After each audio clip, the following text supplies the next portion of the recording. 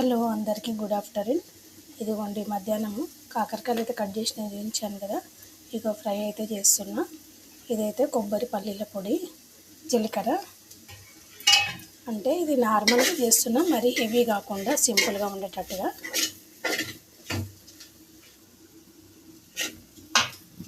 ఇక్కడైతే వంకాయ టమాటా కర్రీ అయితే అవుతుంది. కర్రీలో అయితే ధనియాల పొడి వేస్తున్నా. ధనియాల పొడి, కొత్తిమీర అయిపోయింది. వంకాయ కర్రీ అయితే రెడీ అయింది.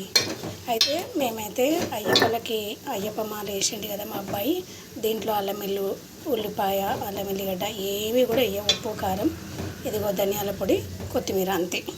కొత్తిమీర కూడా కొబ్బరి పొడి పల్లీల పొడి అంతే, ఇంకేం లేదు.